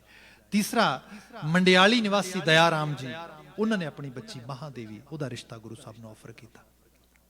ਗੁਰੂ ਸਾਹਿਬ ਨੇ ਤਿੰਨਾਂ ਰਿਸ਼ਤਿਆਂ ਨੂੰ ਹਾਂ ਕੀਤੀ। ਗੁਰੂ ਅਰਜਨ ਸਾਹਿਬ ਸ਼ਹਾਦਤ ਪਾ ਗਏ। ਗੁਰੂ ਹਰਗੋਬਿੰਦ ਸਾਹਿਬ ਨੇ ਪਹਿਲਾ ਵਿਵਾਹ ਤੇ 1604 ਵਿੱਚ ਹੀ ਸੰਪੰਨ ਹੋ ਗਿਆ ਗੁਰੂ ਹਰਗੋਬਿੰਦ ਸਾਹਿਬ ਜੀ ਦਾ। ਦੂਸਰਾ ਵਿਵਾਹ 1613 ਵਿੱਚ ਹੁੰਦਾ ਗਵਾਲੀਅਰ ਤੇ ਆਉਣ ਤੋਂ, ਗਵਾਲੀਅਰ ਦੀ ਕਿਲੇ ਦੀ ਕੈਦ ਕੱਟਣ ਤੋਂ ਬਾਅਦ ਜਦੋਂ ਗੁਰੂ ਸਾਹਿਬ ਆਉਂਦੇ ਨੇ, ਕਿਉਂਕਿ ਰਿਸ਼ਤਾ ਗੁਰੂ ਸਾਹਿਬ ਨੇ ਸਵੀਕਾਰਿਆ ਸੀ। ਗੁਰੂ ਅਰਜਨ ਸਾਹਿਬ ਨੇ ਪਿਤਾ ਗੁਰੂ ਨੇ, ਗੁਰੂ ਹਰਗੋਬਿੰਦ ਸਾਹਿਬ ਉਸ ਵਕਤ ਜਵਾਨੀ ਦੇ ਉਸ ਦਹਲੀਜ਼ ਤੇ ਸੀਗੇ। ਕਿਹਾ ਗਿਆ ਕਿ ਹਾਂ ਉਸ ਰੂਪ ਵਿੱਚ ਰਿਸ਼ਤੇ ਨੂੰ ਜਿਹੜਾ ਹੈਗਾ ਹੁਣ ਵਿਵਾਹ ਦੇ ਬੰਧਨ 'ਚ ਬੰਨਿਆ ਜਾਏ। ਜਿਹੜਾ ਤੀਸਰਾ ਵਿਵਾਹ ਉਹ ਬੀਬੀ ਮਹਾਦੇਵੀ ਜੀ ਦੇ ਨਾਲ ਹੋਇਆ, ਮਾਤਾ ਮਹਾਦੇਵੀ ਜੀ ਦੇ ਨਾਲ 1615 ਦੇ ਵਿੱਚ। ਜਿਹੜੇ ਅਗਾਂ ਔਲਾਦਾਂ ਵੀ ਆਉਂਦੀਆਂ ਨੇ, ਜੇ ਅਸੀਂ ਦੇਖਦੇ ਹਾਂ ਗੁਰੂ ਸਾਹਿਬ ਜੀ ਦੇ ਖਾਸ ਕਰਕੇ ਸਾਹਿਬਜ਼ਾਦਿਆਂ ਨੂੰ, ਵੱਡੇ ਸਾਹਿਬਜ਼ਾਦੇ ਬਾਬਾ ਗੁਰਦਿੱਤਾ ਜੀ, ਗੁਰੂ ਹਰਗੋਬਿੰਦ ਸਾਹਿਬ ਜੀ ਦੇ ਵੱਡੇ ਸਾਹਿਬਜ਼ਾਦੇ, ਗੁਰੂ ਤੇਗ ਬਹਾਦਰ ਸਾਹਿਬ ਜੀ ਦੇ ਵੱਡੇ ਭਰਾਤਾ, ਸਭ ਤੋਂ ਵੱਡੇ ਭਰਾ, ਇਹ ਮਾਤਾ ਦਮੋਦਰੀ ਜੀ ਦੀ ਕੁੱਖੋਂ 1613 ਵਿੱਚ ਜਨਮ ਲੈਂਦੇ ਨੇ। ਜੋ ਇਹਨਾਂ ਦਾ ਜਨਮ 1613 ਦਾ ਹੈ ਉਸ ਰੂਪ ਦੇ ਵਿੱਚ। ਦੂਸਰੀ ਭੈਣ ਆ ਜੋ ਮਾਤਾ ਦਮੋਦਰੀ ਦੀ ਕੁੱਖੋਂ ਹੀ ਹੈ, ਬੀਬੀ ਵੀਰੋ ਦੇ ਰੂਪ ਦੇ ਵਿੱਚ। ਦੇਖੋ ਇੱਕ ਚੀਜ਼ ਹੋਰ ਮੈਂ ਇਹ 'ਚ ਐਡ ਕਰ ਦੇਣਾ, ਕਿਉਂਕਿ ਸਿੱਖੀ 'ਚ ਅਸੀਂ ਲਰਨ ਕਰਨਾ ਸਾਰਾ ਕੁਝ। ਗੁਰੂ ਤੇਗ ਬਹਾਦਰ ਸਾਹਿਬ ਸਿਰਫ ਇੱਕ ਨਾਮ ਨਹੀਂ ਹੈਗਾ, ਇਟਸ ਐਰਾ, ਇਹ ਪੂਰਾ ਦਾ ਪੂਰਾ ਪੀਰੀਅਡ ਵੀ ਹੈਗਾ। ਜੇ ਆਪਾਂ 400 ਸਾਲਾ ਮਨਾ ਰਹੇ ਹਾਂ, if we are learning something from our history, then actually by spending time, by spending energy, it would be paid off। ਇਹਦੇ ਵਿੱਚੋਂ ਕੁਝ ਸਿੱਟਾ ਨਿਕਲੇਗਾ। ਹੁਣ ਜਿਹੜੀ ਬਾਤ ਆਈ, ਮੈਂ ਛੋਟਾ ਤਵਾਰੀਖੀ ਰੰਗ ਬਿਆਨ ਕਰਦਾ, ਪ੍ਰਾਣੀ ਕੌਣ ਉਪਾਵ ਕਰੇ, ਆਹੀ ਉਪਾਵ ਕਰਨ ਦੀ ਲੋੜ ਹੈ ਜਿਹੜੇ ਗੁਰੂ ਸਾਹਿਬ ਨੇ ਕੀਤੇ, ਸੰਗਤ ਨੂੰ ਮਾਨਤਾ ਦਿੱਤੀ, ਇਹੀ ਉਪਾਅ ਕਰਨ ਦੀ ਲੋੜ ਆ। ਹੰਕਾਰ ਦੇ ਮੁਕਾਬਲੇ ਗੁਰੂ ਸਾਹਿਬ ਨੇ ਹਲੀਮੀ ਨੂੰ ਜਿਹੜੀ ਹੈ ਉਹ ਜਗ੍ਹਾ ਦਿੱਤੀ, ਉਸ ਸਾਰੀ ਚੀਜ਼ ਨੂੰ ਅਡਾਪਟ ਤੇ ਐਕਸੈਪਟ ਕੀਤਾ ਜਿਹਦੇ ਨਾਲ ਸਮਾਜ ਤੇ ਸੰਸਾਰ ਦਾ ਭਲਾ ਹੋ ਸਕੇ। ਗੁਰੂ ਸਾਹਿਬ ਨੇ ਕਰਜ, ਦਲੇਰੀ, ਉਸ ਸਾਰੇ ਨੂੰ ਇੱਕ ਨਵੀਂ ਰਵਾਇਤ ਵਿੱਚ ਲੈ ਕੇ ਆਂਦਾ, ਤੇ ਇਹ ਰੂਪ ਨੇ। ਕਈ ਵਾਰ ਇਹ ਵੀ ਹੁੰਦਾ ਆ, ਦੇਖੋ ਜਿਹੜੀ ਅਸੂਲਾਂ ਦੀ ਗੱਲ ਹੈ ਨਾ, ਅਸੂਲ ਉਹੀ ਭਲੇ ਨੇ ਜਿਹੜੇ ਮਾਨਵਤਾ ਦੇ ਪਰਿਪੇਖ ਨੂੰ ਉਚੇਰਾ ਕਰਨ। ਜਿੱਥੇ ਇਸੇ ਲਈ ਸਿੱਖੀ ਦੇ ਵਿੱਚ ਜਿਹੜੀ ਕੱਟੜਤਾ ਦਾ ਲੈਵਲ ਆ, ਆਪ ਦੇਖੋਗੇ ਸਾਡੇ ਗੁਰਦੁਆਰਾ ਸਾਹਿਬ ਦੇ ਵਿੱਚ ਹਰ ਜਗ੍ਹਾ ਤੇ ਸਭ ਨੂੰ ਜੀ ਆਇਆ ਆ। ਡਿਸਿਪਲਿਨ ਸਿੱਖੀ ਦਾ ਸਰਵੋਪਰੀ, ਰਹਿਤ ਪਿਆਰੀ ਮੁਝ ਕੋ ਸਿੱਖ ਪਿਆਰਾ ਨਾ ਹੈ। ਪਰ ਜਿਹੜਾ ਬੰਦਾ ਰਹਿਣੀ ਰਹਿਤ ਦੇ ਵਿੱਚ ਪਰਪੱਕਤਾ ਦੇ ਵਾਲੇ ਪਾਸੇ ਵੀ ਜਾ ਰਿਹਾ ਨਾ, ਉਹ ਆਲੇ ਦੁਆਲੇ ਦੇ ਉੱਤੇ ਇਸ ਚੀਜ਼ ਨੂੰ ਅਪੋਜ਼ ਨਹੀਂ ਕਰਦਾ, ਇਸ ਚੀਜ਼ ਨੂੰ ਫੋਰਸਫੁਲੀ ਨਹੀਂ ਪਾਉਂਦਾ। ਇਹ ਚੀਜ਼ਾਂ ਸੁਸਾਇਟੀ, ਸਮਾਜ ਨੂੰ ਬਦਲਣ ਵਾਸਤੇ ਕਈ ਵਾਰ ਉਹਦੇ ਨਾਲ ਕਦਮ ਤਾਲ ਕਰਕੇ ਤੁਰਨਾ ਪੈਂਦਾ ਹੈ, ਕਈ ਵਾਰ ਉਹਨਾਂ ਦੇ ਨਾਲ ਸਮਾਂ ਪਾ ਕੇ ਨਾਲ ਵਕਤੀ ਤੌਰ ਤੇ ਜਾਣਾ ਪੈਂਦਾ ਹੈ। ਤੇ ਗੁਰੂ ਸਾਹਿਬ ਨੇ ਚੀਜ਼ਾਂ ਨੂੰ ਦਿਖਾਇਆ ਸਾਡੇ ਸਾਹਮਣੇ, 3 ਮਹਿਲ ਐਕਸੈਪਟ ਕੀਤੇ ਇਸ ਰੂਪ ਦੇ ਵਿੱਚ, ਗੁਰੂ ਅਰਜਨ ਸਾਹਿਬ ਦੇ ਹੁਕਮ ਨੂੰ ਸਿਰ ਮੱਥੇ ਕਰਕੇ ਪ੍ਰਵਾਨਿਆ। ਖੈਰ, ਵੱਡੇ ਸਾਹਿਬਜ਼ਾਦੇ ਬਾਬਾ ਗੁਰਦਿੱਤਾ ਜੀ 1613 ਦੇ ਵਿੱਚ ਮਾਤਾ ਦਮੋਦਰੀ ਦੀ ਕੁੱਖੋਂ ਪੈਦਾ ਹੋਏ। ਇਸ ਤੋਂ ਬਾਅਦ ਗੁਰੂ ਸਾਹਿਬ ਦੇ ਗ੍ਰਹਿ ਵਿਖੇ ਬੇਟੀ ਪੈਦਾ ਹੁੰਦੀ ਹੈ ਬੀਬੀ ਵੀਰੋ ਜੀ ਦੇ ਰੂਪ ਦੇ ਵਿੱਚ। ਤੇ ਇਹਦੇ ਬਾਰੇ ਮੈਂ ਵੀ ਬੇਨਤੀ ਕਰਾਂ, ਇਤਿਹਾਸ ਵਿੱਚ ਤੁਸੀਂ ਪੜ੍ਹੋਗੇ ਨਾ, ਮਾਤਾ ਗੰਗਾ ਜੀ ਦਾਦੀ ਦੇ ਰੋਲ ਵਿੱਚ ਨੇ, ਤੇ ਗੁਰੂ ਅਰਜਨ ਸਾਹਿਬ ਦੇ ਮਹਿਲ ਸੀਗੇ, ਗੁਰੂ ਹਰਗੋਬਿੰਦ ਸਾਹਿਬ ਜੀ ਦੇ ਮਾਤਾ ਜੀ ਸੀਗੇ। ਤੇ ਹੁਣ ਹੁੰਦਾ ਕੀ ਹੈ ਕਿ ਜਦੋਂ ਗੁਰੂ ਹਰਗੋਬਿੰਦ ਸਾਹਿਬ ਜੀ ਦੇ ਗ੍ਰਹਿ ਵਿਖੇ ਪੁੱਤਰ ਦੀ ਆਮਦ ਹੁੰਦੀ, ਸਾਹਿਬਜ਼ਾਦਾ ਗੁਰਦਿੱਤਾ ਜੀ, ਉਹਨਾਂ ਦੀ ਆਮਦ ਹੋਈ, ਤੇ ਡੈਫੀਨਿਟਲੀ ਨਗਰ ਪਿੰਡ ਦੀਆਂ, ਗਿਰਾਂ ਦੀਆਂ, ਅੰਮ੍ਰਿਤਸਰ ਬਸਤੀ ਦੀਆਂ ਜਿਹੜੀਆਂ ਸੁਆਣੀਆਂ ਸੀਗੀਆਂ, ਵਧਾਈ ਦੇਣ ਆਈਆਂ ਮਾਤਾ ਗੰਗਾ ਨੂੰ, ਸਭ ਵਧਾਈ ਹੋਈ ਉਸ ਰੂਪ ਦੇ ਵਿੱਚ। ਉੱਥੇ ਕੀ ਬਾਤ ਆਉਂਦੀ ਹੈ ਸਾਡੀ ਤਵਾਰੀਖ ਦੇ ਵਿੱਚ ਕਿ ਗੁਰੂ ਹਰਗੋਬਿੰਦ ਸਾਹਿਬ ਕਿਤੇ ਉੱਥੇ ਆਏ, ਤੇ ਇਸਤਰੀਆਂ ਨੇ ਕਿਹਾ ਗੁਰੂ ਹਰਗੋਬਿੰਦ ਸਾਹਿਬ ਨੂੰ ਵੀ ਗੁਰੂ ਪਾਤਸ਼ਾਹ ਆਪ ਜੀ ਨੂੰ ਵਧਾਈ ਹੋਏ, ਤੇ ਆਉਂਦੇ ਵਰੇ ਨੂੰ ਰੱਬ ਜੋੜੀ ਰਲਾਏ। ਜਿਵੇਂ ਆਮ ਕਰਕੇ ਸਾਡੇ ਕਿਹਾ ਜਾਂਦਾ ਵੀ ਵਧਾਈ ਸਵਾ ਵਧਾਈ ਭਈ ਹੋਰ ਵਧੇ, ਇਸ ਨੂੰ ਕਿਹਾ ਗਿਆ ਕਿ ਭਾਈ ਆਉਂਦੇ ਸਾਲ ਨੂੰ ਰੱਬ ਜੋੜੀ ਰਲਾਏ, ਭਾਵ ਇੱਕ ਬੇਟਾ ਆ ਗਿਆ, ਇੱਕ ਬੇਟਾ ਹੋਰ ਆਵੇ। ਮਾਤਾ ਗੰਗਾ ਜੀ ਨੂੰ ਵਧਾਈ ਦਿੱਤੀ, ਗੰਗਾ ਵਧਾਈ ਆ, ਪੋਤਰਾ ਹੋਇਆ, ਆਉਂਦੇ ਵਰੇ ਨੂੰ ਰੱਬ ਪੋਤਰੇ ਦੀ ਜੋੜੀ ਰਲਾਏ। ਗੁਰੂ ਹਰਗੋਬਿੰਦ ਸਾਹਿਬ ਕਹਿੰਦੇ, ਮਾਂ ਜੇ ਅਸੀਸ ਦੇਣੀ ਹੈ ਤੇ ਇਹ ਨਾ ਦੇ, ਇਹ ਅਸੀਸ ਵਾਪਸ ਲੈ ਲੈ। ਉਹ ਕਹਿੰਦੀ ਅਸੀਂ ਕਿਹੜਾ ਗਲਤ ਕਹਿਤਾ ਕੁਝ, ਅਸੀਂ ਤੇ ਕਿਹਾ ਪੋਤਰੇ ਦੀ ਵਧਾਈ ਹੋਏ ਮਾਤਾ ਗੰਗਾ ਜੀ ਨੂੰ, ਜਾਂ ਤੁਹਾਨੂੰ ਪੁੱਤਰ ਦੀ ਵਧਾਈ ਹੋਏ ਸਾਹਿਬਜ਼ਾਦੇ, ਤੇ ਆਉਂਦੇ ਵਰੇ ਨੂੰ ਜੋੜੀ ਰਲੇ। ਗੁਰੂ ਹਰਗੋਬਿੰਦ ਸਾਹਿਬ ਨੇ ਬਚਨ ਕਹੇ, ਕਿਆ ਮਾਂ ਜੇ ਅਸੀਸ ਦੇਣੀ ਹੈ ਤੇ ਆ ਦੇਵੋ ਕਿ ਸੀਲਵੰਤ ਕੰਨਿਆ ਇੱਕ ਹੋਏ, ਨਹੀਂ ਤੋ ਮਾਂ ਗ੍ਰਸਤ ਬਿਗੋਏ। ਮਾਂ ਅਸੀਸ ਦਿਓ, ਮੇਰੇ ਘਰ ਇੱਕ ਸੀਲਵੰਤ ਕੰਨਿਆ ਆਵੇ, ਬੱਚੀ ਆਵੇ। ਬੇਟੀ ਦੀ ਮੰਗ ਕੀਤੀ, ਇਹ ਸਿੱਖੀ ਹੈ। ਫਿਰ ਇੱਕ ਚੀਜ਼ ਹੋਰ ਦੇਖੋ, ਜਦੋਂ ਅਸੀਂ ਲੌਂਗ ਰਨ ਵਿੱਚ ਨਹੀਂ ਨਾ ਦੇਖਦੇ, ਛੋਟਾ ਵਿਜ਼ਨ ਕਰ ਲੈਂਦੇ ਆ, ਅਸੀਂ ਜੈਂਡਰ ਡਿਸਕ੍ਰਿਮੀਨੇਸ਼ਨ ਵਿੱਚ ਪੈਂਦੇ ਆ। ਹੁਣ ਇੱਥੇ ਗੁਰੂ ਮਹਾਰਾਜ ਜੀ ਦੇ ਮਹਿਲ ਮਾਤਾ ਦਮੋਦਰੀ ਦੀ ਕੁੱਖ ਤੋਂ ਦੂਜੀ ਪੈਦਾ ਹੋਣ ਵਾਲੀ ਔਲਾਦ ਬੀਬੀ ਵੀਰੋ ਜੀ ਨੇ। ਬੀਬੀ ਵੀਰੋ ਜੀ ਦਾ ਵਿਵਾਹ ਭਾਈ ਸਾਧੂ ਜੀ ਦੇ ਨਾਲ ਹੁੰਦਾ ਹੈ, ਤੇ ਅਸੀਂ ਦੇਖੀਏ ਉਹਨਾਂ ਦੇ ਅਗਾਂਹ 5 ਪੁੱਤਰ ਹੁੰਦੇ ਨੇ, ਜਿਹੜੇ ਗੁਰੂ ਗੋਬਿੰਦ ਸਿੰਘ ਸਾਹਿਬ ਜੀ ਦੇ ਹਰ ਮਤਲਬ ਰੂਪ ਦੇ ਵਿੱਚ, ਹਰ ਮੈਦਾਨ ਦੇ ਵਿੱਚ ਮੋਢੇ ਨਾਲ ਮੋਢਾ ਮਿਲਾ ਕੇ ਨਾਲ ਵੱਧਦੇ। ਉਹਨਾਂ ਦੇ 5 ਪੁੱਤਾਂ ਦੀ ਤਵਾਰੀਖ ਵਿੱਚ ਦੇਖੋਗੇ, ਭਾਈ ਸੰਘੂ ਸ਼ਾਹ, ਭਾਈ ਜੀਤਮਲ, ਗੁਲਾਬ ਚੰਦ, ਮਹਿਰੀ ਚੰਦ, ਗੰਗਾ ਰਾਮ, ਇਹ 5 ਔਲਾਦਾਂ ਨੇ ਮਾਤਾ ਵੀਰੋ ਜੀ ਦੀਆਂ। ਗੁਰੂ ਗੋਬਿੰਦ ਸਿੰਘ ਸਾਹਿਬ ਜੀ ਦੀ ਭੂਆ ਲੱਗਦੇ ਨੇ, ਗੁਰੂ ਹਰਗੋਬਿੰਦ ਸਾਹਿਬ ਜੀ ਦੀ ਬੇਟੀ ਨੇ, ਗੁਰੂ ਤੇਗ ਬਹਾਦਰ ਸਾਹਿਬ ਜੀ ਦੀ ਭੈਣ ਨੇ। ਇਹਨਾਂ ਦੇ ਜਦੋਂ ਭਗਾਣੀ ਦੀ ਜੰਗ ਹੁੰਦੀ ਹੈ, ਗੁਰੂ ਗੋਬਿੰਦ ਸਿੰਘ ਸਾਹਿਬ ਜੀ ਦੇ ਨਾਲ ਉਸ ਵਕਤ ਕੇਸਰੀ ਚੰਦ ਜਦੋਂ ਪਹਾੜੀ ਫੌਜ ਲੈ ਕੇ ਆਉਂਦਾ, ਅਟੈਕ ਕਰਦਾ ਹੈ, ਜਿਹੜੀਆਂ 2 ਰੂਹਾਂ ਅੱਗੇ ਵੱਧ ਕੇ ਗੁਰੂ ਸਾਹਿਬ ਦੇ ਪਰਿਵਾਰ ਵਿੱਚੋਂ ਸ਼ਹਾਦਤ ਪਾਉਂਦੀਆਂ ਨੇ, ਉਹ ਭਾਈ ਸੰਗੂ ਸ਼ਾਹ ਤੇ ਜੀਤਮਲ ਨੇ ਮਾਤਾ ਵੀਰੋ ਜੀ ਦੀਆਂ ਪਲੇਠੀਆਂ ਔਲਾਦਾਂ ਨੇ। ਸੋ ਇਹ ਹੈ ਲੌਂਗ ਰਨ ਵਿੱਚ ਦੇਖੋ, ਜਦੋਂ ਸਮਾਜ ਵਿੱਚ ਵਿਚਰਨਾ ਹੈ, ਇਹ ਗੁਰੂ ਸਾਹਿਬ ਦੇ ਸਾਰੇ ਇਸ ਜੀਵਨ ਯਾਪਨ ਵਿੱਚੋਂ ਸਾਨੂੰ ਨਜ਼ਰ ਪਾਉਣ ਪੈਣਗੀਆਂ ਚੀਜ਼ਾਂ। ਖੈਰ, ਮਾਤਾ ਦਮੋਦਰੀ ਦੇ ਕੁੱਖੋਂ 2 ਔਲਾਦਾਂ ਹੋਈਆਂ। ਪਹਿਲੀ ਬਾਬਾ ਗੁਰਦਿੱਤਾ ਜੀ, ਦੂਸਰੀ ਬੀਬੀ ਵੀਰੋ ਜੀ ਜੋ ਕਿ ਗੁਰੂ ਤੇਗ ਬਹਾਦਰ ਸਾਹਿਬ ਦੇ ਵੱਡੇ ਭੈਣ ਸੀਗੇ। ਇਸ ਤੋਂ ਬਾਅਦ ਉਹਨਾਂ ਦੇ ਘਰ 3 ਔਲਾਦਾਂ ਹੋਈਆਂ ਨੇ। ਬਾਬਾ ਅਣੀ ਰਾਏ ਮਾਤਾ ਨਾਨਕੀ ਜੀ ਦੀ ਕੁੱਖੋਂ ਆਏ ਸੀਗੇ। ਇਹਨਾਂ ਦਾ ਜਨਮ ਹੋਇਆ, ਕੁਝ ਸੋਰਸਸ ਕਹਿੰਦੇ ਨਹੀਂ ਮਹਾਦੇਵੀ ਜੀ ਦੀ ਕੁੱਖੋਂ, ਕਿਉਂਕਿ ਹਿਸਟਰੀ 'ਚ ਕੁਝ ਇਸ ਤਰੀਕੇ ਨਾਲ ਮੈਂ ਤਾਂ ਕਰਕੇ ਕਹਿ ਰਿਹਾ ਤਾਂ ਹੀ ਕੋਈ ਕੰਟਰਾਡਿਕਸ਼ਨ ਨਾ ਹੋਏ ਉਸ ਰੂਪ ਦੇ ਵਿੱਚ। ਜਿਹੜਾ ਚੌਥਾ ਬੇਟੇ ਦੇ ਰੂਪ ਦੇ ਵਿੱਚ, ਸਾਹਿਬਜ਼ਾਦੇ ਦੇ ਰੂਪ ਵਿੱਚ ਬਾਬਾ ਅਟਲ ਰਾਏ, ਇਹਨਾਂ ਦੇ ਬਾਬਤ ਲਿਖਿਆ ਜਾਂਦਾ ਹੈ ਕਿ ਇਹ ਮਾਤਾ ਨਾਨਕੀ ਦੀ ਕੁੱਖੋਂ ਸੀਗੇ। ਹਾਲਾਂਕਿ ਅਣੀ ਰਾਏ ਜੀ ਬਾਰੇ ਥੋੜਾ ਹੈ ਕਿ ਸ਼ਾਇਦ ਮਹਾਦੇਵੀ ਜੀ ਦੀ ਕੁੱਖੋਂ ਜਾਂ ਮਾਤਾ ਨਾਨਕੀ ਜੀ ਦੀ ਕੁੱਖੋਂ। ਫਿਰ ਗੁਰੂ ਤੇਗ ਬਹਾਦਰ ਸਾਹਿਬ, ਇਹਨਾਂ ਦਾ ਪ੍ਰਕਾਸ਼ 1621 ਨੂੰ ਮਾਤਾ ਨਾਨਕੀ ਦੀ ਕੁੱਖੋਂ ਹੁੰਦਾ ਹੈਗਾ। ਸੋ ਇਹ ਇੱਕ ਪਰਿਵਾਰਕ ਉਹ ਪੂਰਾ ਦ੍ਰਿਸ਼ ਆ ਜਿਹੜਾ ਅਸੀਂ ਵੇਖਦੇ ਹਾਂ ਗੁਰੂ ਹਰਗੋਬਿੰਦ ਸਾਹਿਬ ਜੀ ਦੇ ਉਸ ਰੂਪ ਦੇ ਅੰਦਰ, ਉਹਨਾਂ ਦੇ ਜੀਵਨ ਦੇ ਨਾਲ। ਹੁਣ ਇੱਕ ਮੁੱਢ ਵੱਜ ਰਿਹਾ ਹੈ, ਕਿਉਂਕਿ ਗੁਰੂ ਤੇਗ ਬਹਾਦਰ ਧਰਮ ਦੀ ਚਾਦਰ, ਪ੍ਰਾਣੀ ਕੌਣ ਉਪਾਵ ਕਰੈ ਜਾਂ ਤੇ ਭਗਤ ਰਾਮ ਕੀ ਪਾਵੈ ਜਮ ਕੋ ਤਰਾਸ ਹਰੈ। ਪ੍ਰਾਣੀ ਕਿਸ ਉਪਾਅ ਦੇ ਨਾਲ ਜੀਵਨ ਜੀਆ ਜਾਏ, ਗੁਰੂ ਤੇਗ ਬਹਾਦਰ ਸਾਹਿਬ ਨੇ ਉਸ ਉਪਾਅ ਨੂੰ ਸਾਡੇ ਸਾਹਮਣੇ ਇਜ਼ਹਾਰ ਵਿੱਚ ਲਿਆਂਦਾ ਹੈ। ਕੌਣ ਕਰਮ ਵਿਦਿਆ ਕਹੋ ਕੈਸੀ।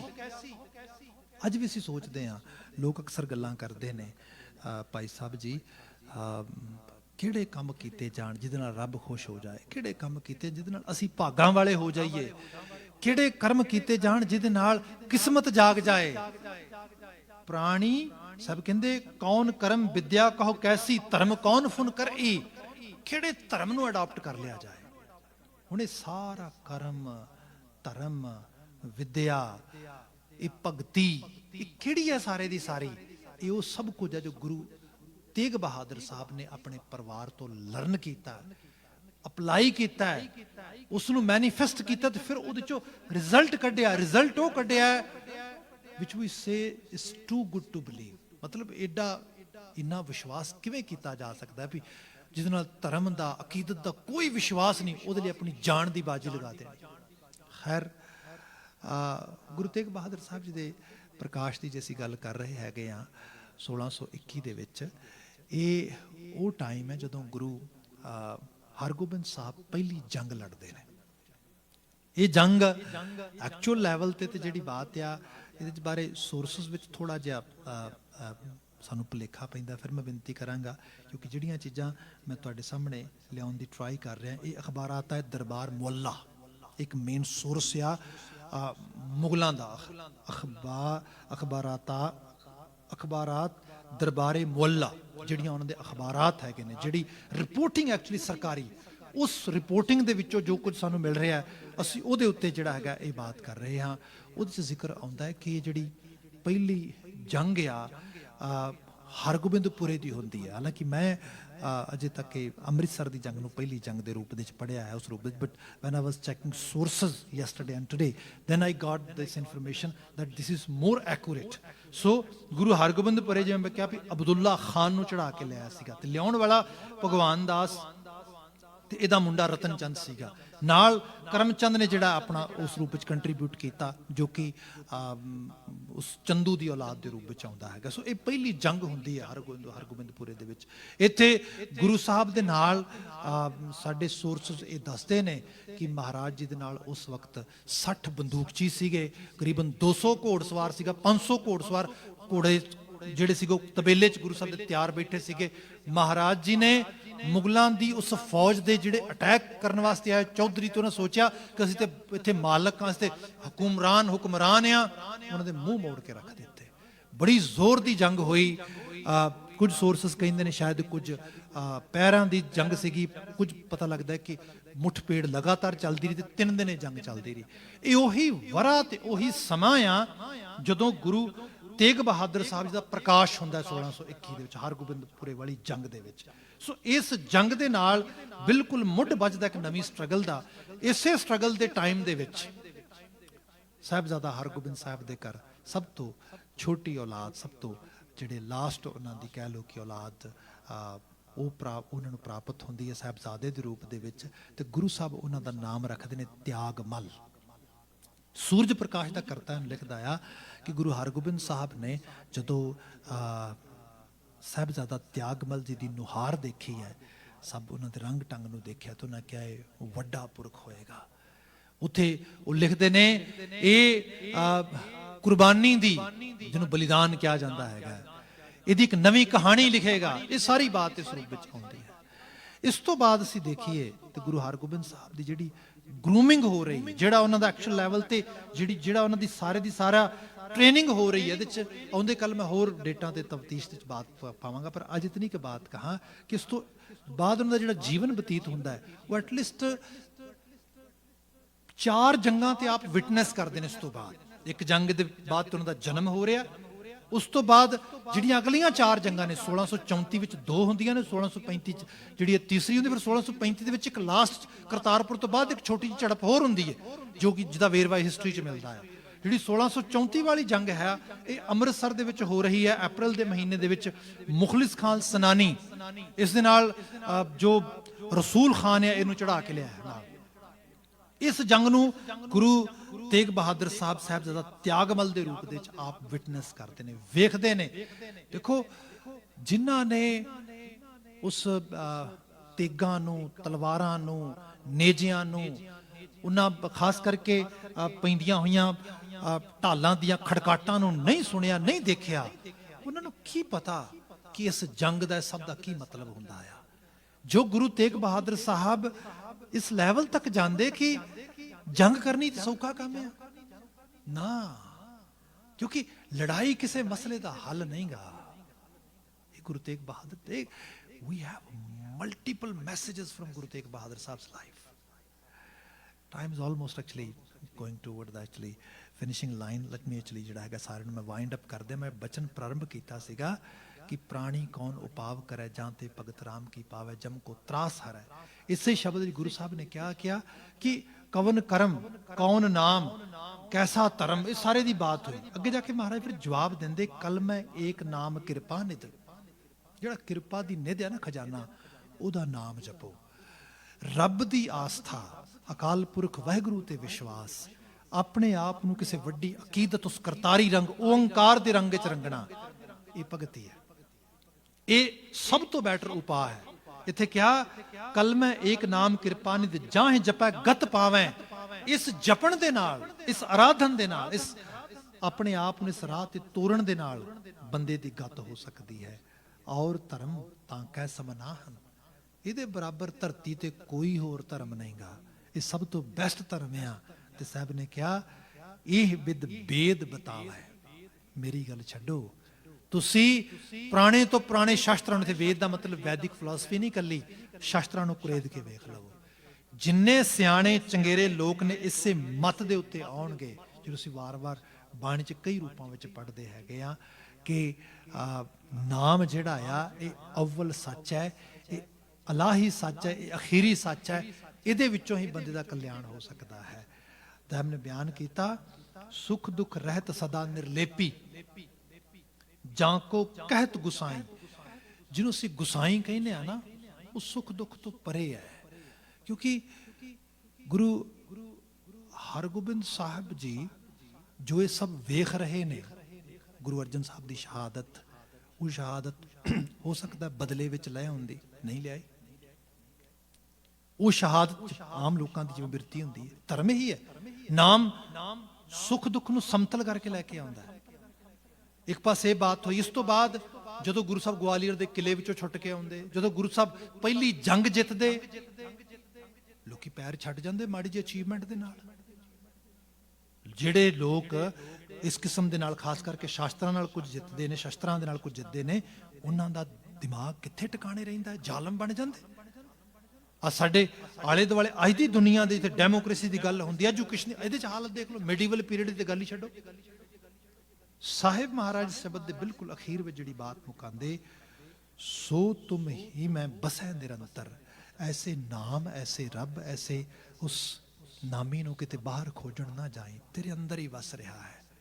सो तुम ही मैं बसै निरंतर, नानक ਦਰਪਣ ਨਿਆਈ ਸ਼ੀਸ਼ੇ ਦੀ ਤਰ੍ਹਾਂ। ਗੁਰੂ ਤੇਗ ਬਹਾਦਰ ਸਾਹਿਬ ਦੇ ਇਹਨਾਂ ਬਚਨਾਂ ਨੂੰ, ਇਹਨਾਂ ਬੋਲਾਂ ਨੂੰ ਉਹਨਾਂ ਦੇ ਜੀਵਨੀ ਦੇ ਯਾਪਨ ਦੇ ਵਿੱਚ ਮੈਂ ਆਖਿਰ ਦੇ ਵਿੱਚ ਸਾਰੇ ਨੂੰ ਵਾਈਂਡ ਅਪ ਕਰਦਿਆਂ ਹੋਇਆਂ ਬਾਤ ਸਮਾਪਤ ਕਰਦਾ ਹਾਂ। ਅਸੀਂ ਬਾਤ ਸ਼ੁਰੂ ਕੀਤੀ ਹੈ 1604 ਦੇ ਕਰੀਬ, ਜਦੋਂ ਗੁਰੂ ਹਰਗੋਬਿੰਦ ਸਾਹਿਬ ਜੀ ਦੇ ਵਿਆਹ ਦੀ ਬਾਤ ਹੋ ਰਹੀ ਹੈ। ਉਹਦੇ ਵਿੱਚ ਉਹਨਾਂ ਦੇ ਵਿਆਹ ਦੇ ਵਾਸਤੇ ਇੱਕ ਰਿਸ਼ਤਾ ਹੁੰਦਾ ਹੈ, ਉਹਨੂੰ ਗੁਰੂ ਮਹਾਰਾਜ ਨਾ ਕਰਦੇ ਨੇ। 3 ਪਰਿਵਾਰ ਆਪਣੇ ਰਿਸ਼ਤੇ ਲੈ ਕੇ ਆਉਂਦੇ ਨੇ, ਸੰਗਤੀ ਤੌਰ ਤੇ ਉਸ ਚੀਜ਼ ਵਾਸਤੇ ਗੁਰੂ ਸਾਹਿਬ ਅੱਗੇ ਅਰਜ਼ੋਈ ਕੀਤੀ, ਗੁਰੂ ਸਾਹਿਬ ਸਵੀਕਾਰਦੇ ਨੇ। ਗੁਰੂ ਹਰਗੋਬਿੰਦ ਸਾਹਿਬ ਵਿਵਾਹ ਦੇ ਬੰਧਨ 'ਚ ਬੱਝਦੇ। ਮਾਤਾ ਦਮੋਦਰੀ ਜੀ, ਮਾਤਾ ਮਹਾਦੇਵੀ ਜੀ, ਮਾਤਾ ਨਾਨਕੀ ਜੀ, ਉਹਨਾਂ 3 ਮਹਿਲਾਂ ਦੇ ਵਿੱਚੋਂ ਉਹਨਾਂ ਦੇ ਘਰ ਦੇ ਵਿੱਚ 5 ਸਾਹਿਬਜ਼ਾਦੇ ਤੇ ਇੱਕ ਬੇਟੀ ਸਾਹਿਬਜ਼ਾਦੀ ਦੇ ਰੂਪ ਦੇ ਵਿੱਚ ਜਨਮ ਹੁੰਦਾ ਹੈ, ਬੀਬੀ ਵੀਰੋ ਜੀ। ਇਸ ਤੋਂ ਬਿਨਾਂ ਬਾਬਾ ਗੁਰਦਿੱਤਾ ਜੀ, ਬਾਬਾ ਅਣੀ ਰਾਏ ਜੀ, ਬਾਬਾ ਅਟਲ ਰਾਏ ਜੀ ਅਤੇ ਗੁਰੂ ਤੇਗ ਬਹਾਦਰ ਸਾਹਿਬ, ਇਸ ਰੂਪ ਵਿੱਚ ਉਹਨਾਂ ਨੂੰ ਜਿਹੜਾ ਔਲਾਦਾਂ ਪ੍ਰਾਪਤ ਹੁੰਦੀਆਂ। ਇਹ ਪਰਿਵਾਰ ਸਿੱਖੀ ਵਿੱਚ ਆਪਣਾ ਕੰਟਰੀਬਿਊਸ਼ਨ ਪਾਉਂਦਾ ਹੈ। ਇਸ ਪਰਿਵਾਰ ਵਿੱਚੋਂ ਸਭ ਤੋਂ ਛੋਟਾ ਸਾਹਿਬਜ਼ਾਦਾ ਗੁਰੂ ਤੇਗ ਬਹਾਦਰ ਸਾਹਿਬ, ਉਹਨਾਂ ਦੇ ਜੀਵਨ ਦਾ 400 ਸਾਲਾ ਪ੍ਰਕਾਸ਼ ਪੁਰਬ ਅਸੀਂ ਮਨਾ ਰਹੇ ਹਾਂ, ਜੋ ਗੁਰੂ ਹਰਗੋਬਿੰਦ ਸਾਹਿਬ ਜੀ ਦੇ ਉਸ ਲੜੀ ਨੂੰ ਅੱਗੇ ਤੋਰਦੇ, ਜੀਵਨ ਬਤੀਤ ਕਰਦੇ ਸਿੱਖੀ ਪ੍ਰਚਾਰ ਪ੍ਰਸਾਰ ਸਭ ਦੇ ਵਿੱਚ, ਤੇ ਫਿਰ ਇੱਕ ਸਮੇਂ ਤੇ ਆ ਕੇ ਗੁਰੂ ਨਾਨਕ ਦੀ ਗੱਦੀ ਦੇ 9ਵੇਂ ਵਾਰਸ ਬਣਦੇ।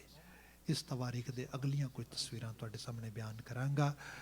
ਜੇ ਤੁਹਾਨੂੰ ਇਹ ਉਪਰਾਲਾ ਚੰਗਾ ਲੱਗਾ ਹੋਏ, if you really like in that way, I can continue with the dates, with the name, with some kind of detail, so that we can actually enjoy this time. We can actually have some sort of blessings from Guru Sahib by spending some time in actually Guru's teachings, and as well as we can collect some data, some information, and that we can actually apply in today's life, and as well as we can have a sort of a comparison in our life.